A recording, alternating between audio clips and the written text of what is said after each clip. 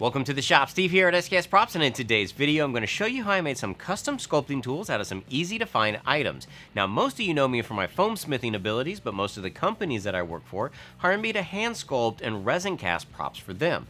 And even though I have an entire tub full of tools, most of my sculpting friends will agree you can never have enough, specifically ones that will give you unique textures. Now this is a kind of project that I've wanted to do for a while but just haven't found the time until recently. I had an NDA build come along where I needed unique textures for my clay, and I figured this is the opportune time to do it, and if I'm going to make these, I might as well film the journey so I can show you all how I did it. So let's go ahead and get started. For the ends of my custom sculpting tools, I'm going to be using some wire, some scroll saw blades, and a guitar string. The main body of the tools is going to be made out of some brass tubing that I had picked up online. Now these tubes are too long and need to be cut in half, so I marked the measurement with a Sharpie. Now you of course could use a hacksaw to cut this in half, but I've got a cobalt pipe cutter that worked great. This tool works by tightening the blade against the pipe, spinning the pipe, tightening, spinning, until it cuts all the way through. Now this smaller tube is a 5/32 and will be perfect for the scroll saw blades and the guitar string. This larger tube I'm going to use after I combine some wires. But it's the same process of scoring the pipe, turning it, scoring the pipe, turning it until it cuts through. Now at this point I'm going to deburr the ends and get rid of any glue residue before I proceed. Now the first tool end I'm going to make will be a loop made out of some spiraled steel wire. I start off by cutting the wire to length and then folding it in half, using some pliers to get it as small as possible. I then insert this wire into my drill chuck until it's secure. Then by grabbing the other end with some pliers and keeping it stationary, I spin the drill. This will give it a uniform spiral down the length of the wire. This piece can then be formed to shape, the excess wire can be cut away, and it's inserted into the brass tube to check for fit. I'm going to repeat this same process again for the sculpting tool at the other end. So I bend my wire in half, I use my drill, and I get this uniform spiral. Instead of having a loop, this time I'd like it to have a hard edge. So once the wire had been complete, I use my pliers to make a hard angle at the top. This is also inserted into the brass tube, and now I can affix both of these into place. Now I could just crimp the brass tube and leave it at that, but I want to make sure that these do not move at all, so I'm going to be using some 2-part epoxy sculpt. This compound is mixed thoroughly and then pressed onto the wires and used to fill the gaps.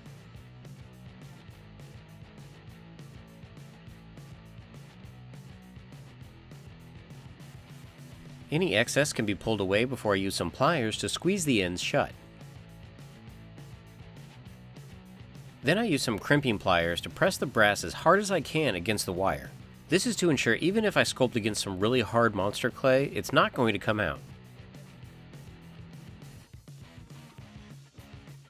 The crimping pliers left a few tool marks, so I used my file to smooth everything out just so it looks nice. And that's one custom sculpting tool done. For my next tool I'm going to be using a guitar string, which I hear works great for smoothing out the clay after using a rake. Some wire snips are used to cut the guitar string, and then I use some needle nose pliers to bend the wire into the shape I like. This was actually a lot easier than I thought it was going to be, and it retained the shape really well.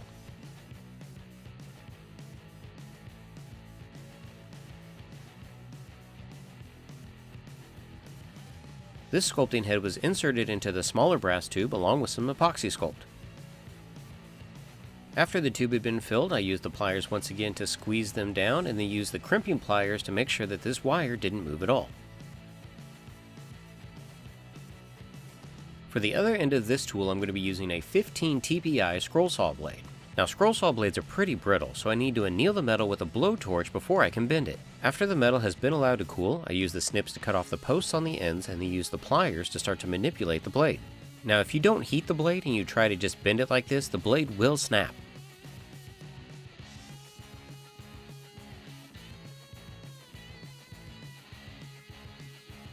Now that I have the shape that I want, I cut off any of the additional scroll saw blade that I don't need and insert that into the other end of the brass tube. Epoxy sculpt is forced down into the tube right alongside the blade, and then I can use the crimping pliers once again to make sure that this doesn't ever come out.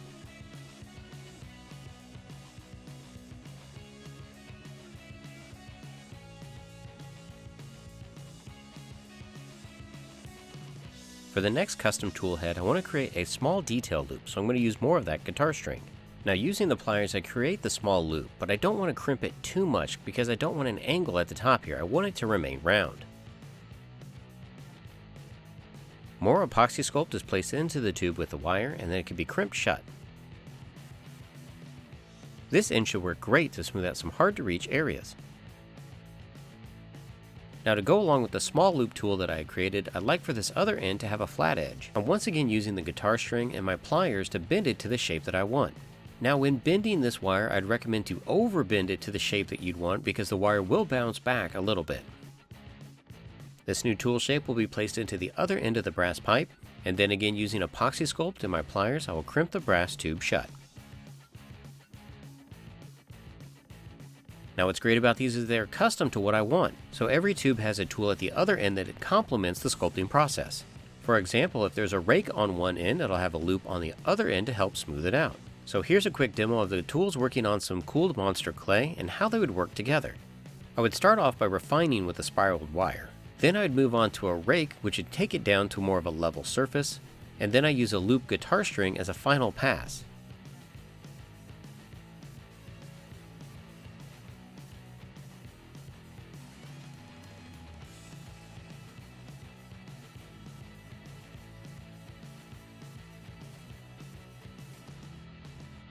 Now this will make the surface pretty smooth, but you could always take it a little bit further by using some solvents, or I like to use my heat gun. Now this process heats up just the surface of the monster clay, which can destroy some of your details, so you want to use it sparingly.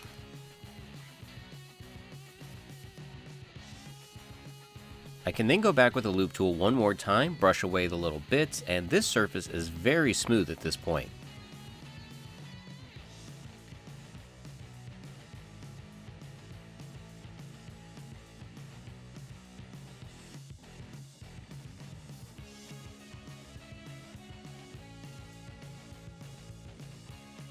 So you all can see the basic steps that I took to put together my own simple custom sculpting tools. Now hopefully you learned something from this video, and if you decide to make your own, be sure to tag me on Twitter and Instagram because I want to see your creation. Maybe it's another tool that I need to add to my tub.